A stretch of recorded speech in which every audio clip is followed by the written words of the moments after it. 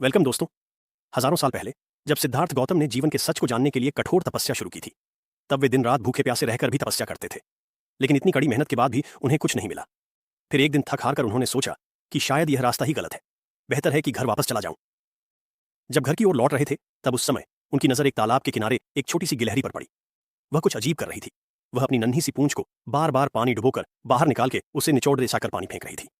ये देख जिज्ञासावश बुद्ध ने गिलहरी से पूछा, अरे तुम ये क्या कर रही हो, कुछ बताओगी?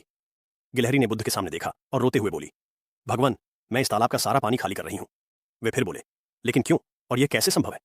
गिलहरी ने कहा, भगवान, इसी तालाब में मेरे प्यारे बच्चे डूब गए हैं। ये तालाब ने मेरी खुशी छीन ली है, इसलिए मैं इसका सारा पानी खाली कर दूंगी।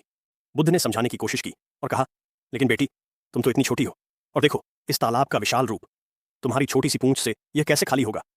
और फिर गिलहरी ने जो जवाब दिया वह इतिहास बदल देने वाला था। उसने कहा, मैं जानती हूं कि मैं छोटी हूं, मैं यह भी जानती हूं कि यह तालाब बहुत बड़ा है, लेकिन यह तालाब खाली होगा या नहीं होगा यह मेरे लिए महत्वपूर्ण नहीं है। मेरे लिए तो बस ये महत्वपूर्ण है कि जो काम मैंने अपने हाथ में लिया है उसे मैं पूरी निष्ठा, ईमानदारी और शक्ति से करती रहूं। परिणाम भगवान के हाथ में है, मेरा कर्म मेरे हाथ में है। इन शब्दों ने बुद्ध के दिल को हिला दिया। उन्हें एहसास हुआ यही तो जीवन का सच है। एक छोटी सी गिलहरी ने आज तो बात सिखा दी जो बात हजारों ग्रंथ नहीं सिखा सके थे। उस दिन से बुद्ध का जीवन बदल गया। वे वापस अपनी साधना में लौट गए, लेकिन इस बार एक नई ऊर्जा और विश्वास के साथ। और फिर एक दिन बोधि वृक्ष के नीचे उन्हें संपूर्ण ज्ञान प्राप्त हुआ और सिद्धार्थ गौतम बन गए भगवान बुद्ध। दोस्तों, यह कहानी हमें जिंदगी का सबसे बड़ा सच सिखाती है कि हमारे हाथ में सिर्फ कर्म है, परिणाम नहीं। सच्ची निष्ठा कर्म करते जाओ, परिणाम जरूर मिलेगा। तो अगली बार जब भी आप निराश हो, उस गिलहरी को याद करिएगा जिसने अपनी छोटी सी पूंछ से पूरे तालाब को चुनौती दी थी। दोस्तों, आज के लिए इतना ही। मिलते हैं फिर एक नई कहानी के साथ। अंत तक बने रहने के लिए धन्यवाद।